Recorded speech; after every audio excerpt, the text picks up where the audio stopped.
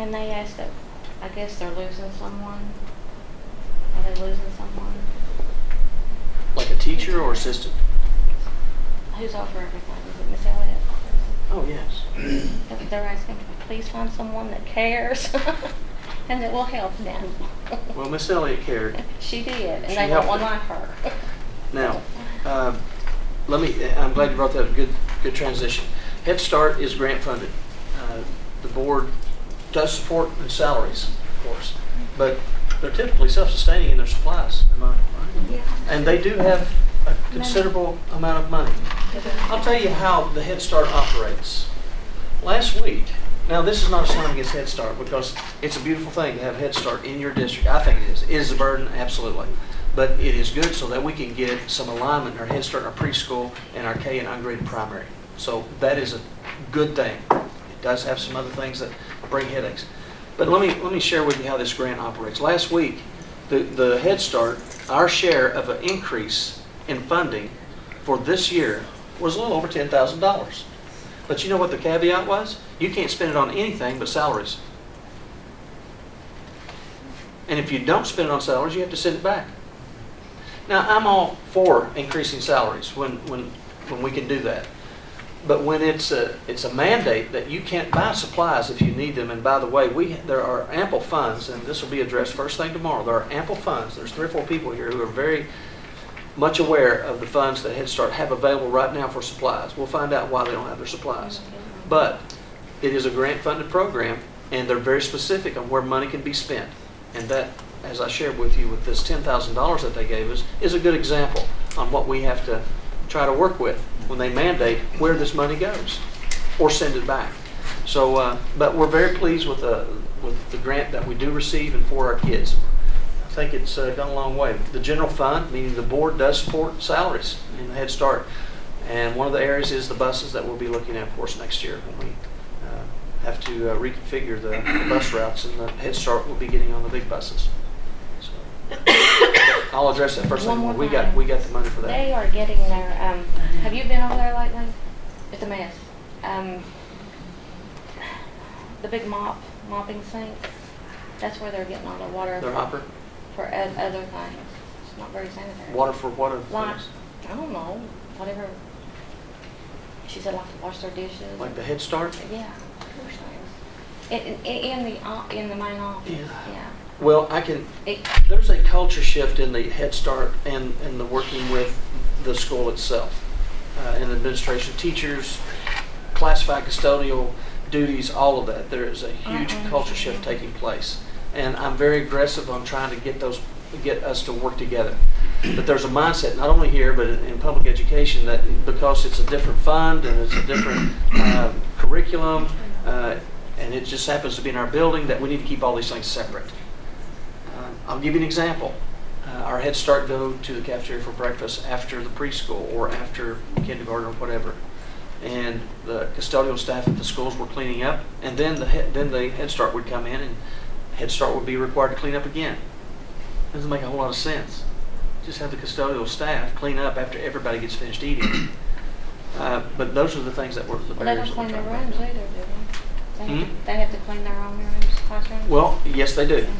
They have to participate in that. They have, whether it's the teachers or the assistants, absolutely.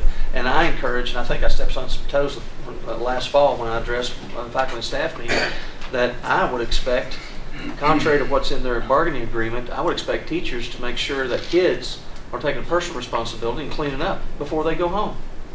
If I walk down a hallway after school is out and custodians are pushing mounds of paper and pencils out into the hallway, that's increasing the amount of time that they have to clean that room. Teachers, assistants, students, especially in the intermediate grades, need to be cleaning up after themselves. But we're working on that Head Start thing, and certainly they'll be dressed tomorrow for any supplies they need. I kind of enjoy making the Play-Doh though. That's just good practice for kids. Yeah. Kids and teachers. But not if you have to buy it out of your own pocket. Yeah, clean up So, after. but Donetta, they have ample funds. I'm sure there's a good They are reason. aware of that. That's why they can't understand why they don't have their supplies. I got it. Okay.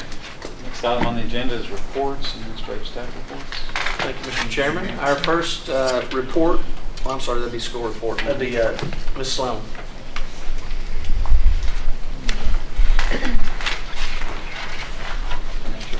Yes, sir, financial report. And you have a hard copy in front of you.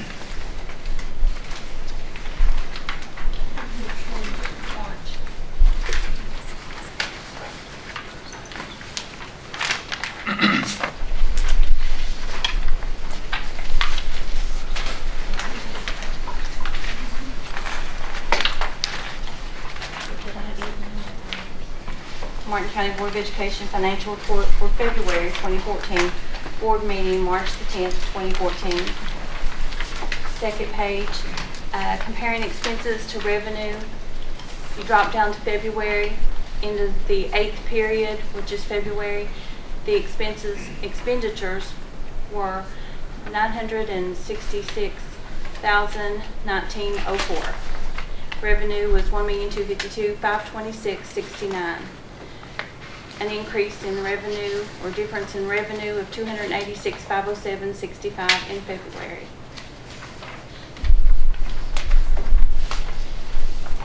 Is that a good thing, Tammy? That is a good thing. When you Okay, have just more, want to make that clear. Yeah, that is a When good you Those have- are good numbers. when you have more revenue than you do expenditures, absolutely a good thing.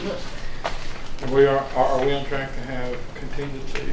Yes, and I'll address it on the last Okay. slide. Taxes received to date, property 75% of what was estimated, gas 11%, oil 79% of all taxes received, on mine minerals not yet billed and not yet received, and franchise the same thing. I've been staying in close contact with the Sheriff's Department. We're developing a good relationship, good communication, good tracking of our taxes. Estimated ending balance in June of 2014, if 85% of all estimated revenue is received and expenses stay within budgets, then ending balance should be approximately $400,000 at the end of June, and that's a very good thing. That's a really, really good Very thing. good thing. What would that put us at around? 4 to 5%, something? I think 260 is 2%. It's 2%. So yeah, we're 4 to 5. in the 4 to 5%. Yes. Okay, that's- If all revenues are received and expenditures stay within budgets. That's good. Very good thing. How did you do this, Mr. Bennett? Tammy, Oh, okay, so Tammy did it. so if it ain't right, Well, which is, Tammy, yeah, which is good. I mean, because last year was, Not good. I'm glad you asked that question. I'll answer it. It has a lot to do with Tammy.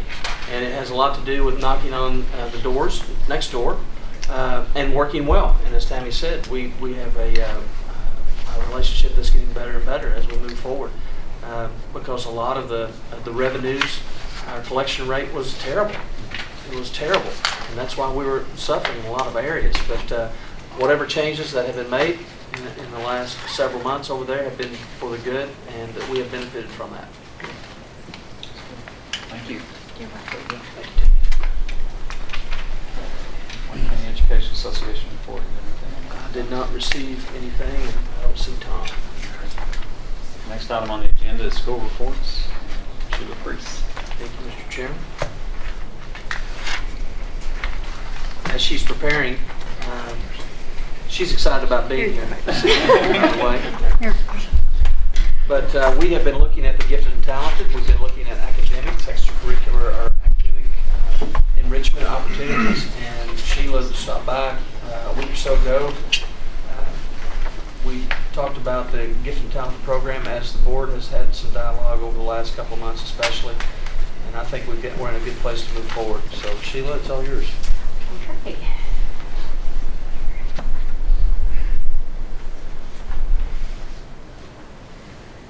All right, I'm going to talk to you a little bit about the gifted program in Martin County. Sheila, how long have you been doing this? I have been doing gifted this is my 6th year, so I have my feet wet now. How long have you been teaching? I've been teaching, I was in the classroom for 30 years. This is not an interview, by the way. Okay, good. you're in a class for 30 years? I was, yes. And I had the opportunity to apply for this job, and I thought it would be So something. you got 36 years? I will have at the end of this year. When did you start when you were 11? No, I don't mean that. I mean, really, I mean, it's